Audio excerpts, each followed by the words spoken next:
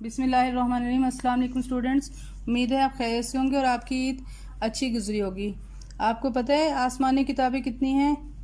आज हमने आसमानी किताबों के बारे में पढ़ना है और सहीफ़ा से क्या मुराद है। यानी जब आसमानी किताबें नाजिल नहीं हुई थी तो उससे पहले सहीफ़े नाजिल होते थे नबियों पर, और उसमें भी अल्लाह अच्छी अच्छी बातें बताया करता था अपने बंदों के लिए ताकि उनकी रहनुमाई हो सके। तो आज हम आसमानी किताबों के बारे में पढ़ेंगे। आसमानी किताबें, यही बात पहले आए हुए सहीफ़ों में भी है, इब्राहिम और मूसा के सहीफ़ों में। यानी कि आसमानी किताबों से पहले आपको अभी बताया ना सहीफ़े नाजिल होते थे, तो उनके बारे में बताया गया है। अब है अल्लाह ताला ने अपने बंदों को अच्छी अच्छी बातें बताने और बुरी बातों से रोकने के लिए इस दुनिया में रसूल भेजे।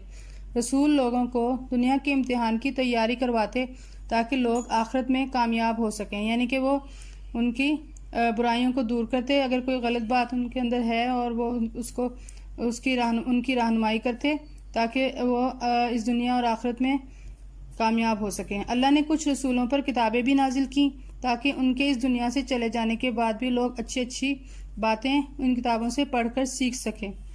अल्लाह ने दुनिया में 4 आसमानी किताबें नाजिल की, तौरात, ज़बूर, इंजील और कुरान मजीद। इसके अलावा इब्राहिम पर भी कुछ सहीफ़े नाजिल हुए। तौरात मूसा पर नाजिल हुई और सारे यहूदी इस किताब को मानते हैं। इसमें अल्लाह ने सिर्फ हुक्म ही नहीं दिए थे, यानी कि अल्लाह ताला ने हर किताब में अहकामात नाजिल किए हैं और अच्छी बातें बताई हैं। इसमें भी सिर्फ हुक्म ही नहीं दिए गए थे, बल्कि वो तमाम काम भी बताए थे जिनके करने से अल्लाह खुश होता है। तौरात ये जाहिर करती है कि अल्लाह अपने बंदों से मोहब्बत करता है। तौरात के बाद दाऊद अलैहिस्सलाम पर ज़बूर नाजिल हुई, जिसमें दाऊद की दुआएं शामिल थीं। वक्त गुजरने के साथ साथ यहूदियों ने ज़बूर को भी तौरात में शामिल कर लिया।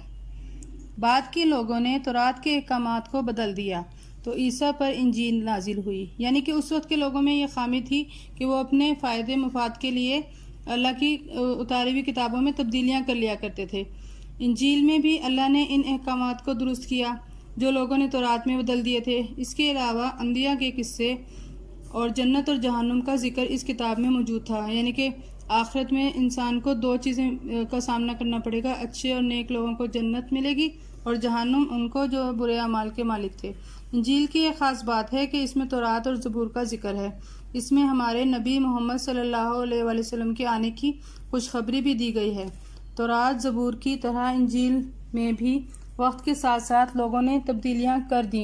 यानी ज़ाहिर है बताया ना कि वो अपने मफाद के लिए उनमें तब्दीलियाँ कर लेते थे और नई नई बातें शामिल कर लिया करते थे। इसी तरह इंजील में भी उन्होंने बहुत सी तब्दीलियाँ कर ली। अल्लाह ताला ने हमेशा एक किताब के बाद दूसरी किताब इस वक्त भेजी जब पहली किताब में तब्दीली कर ली गई या वो तबाह हो गई।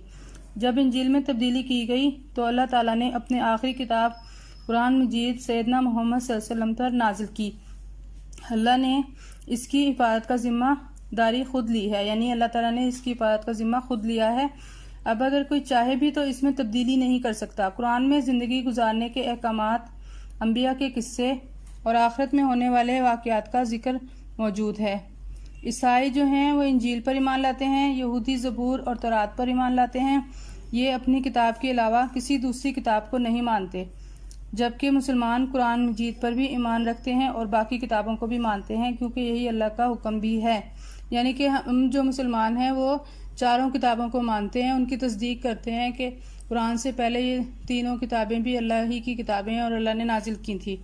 अल्लाह ने फरमाया, ए नबी, उसने तुम पर सच्ची किताब नाजिल की जो हक लेकर आई है और उन किताबों की तस्दीक कर रही है जो पहले से आई हुई थीं। अल्लाह इससे पहले इंसानों की हिदायत के लिए तौरात और इंजील नाजिल कर चुका है और उसने कसौटी उतारी है जो अच्छाई और बुराई का फ़र्क दिखाने वाली है। कसौटी का मतलब यानी फ़र्क करना कि अच्छा क्या है बुरा क्या है। अब जो लोग अल्लाह के फरमान को कबूल करने से इनकार करें उनको यकीनन सख्त सज़ा मिलेगी। अल्लाह बेपनाह ताकत का मालिक और बुराई का बदला देने वाला है। सूरत आल इमरान की ये 3 और 4 आयत का तर्जुमा है। अब हम इसके मेन पॉइंट्स देख लेते हैं।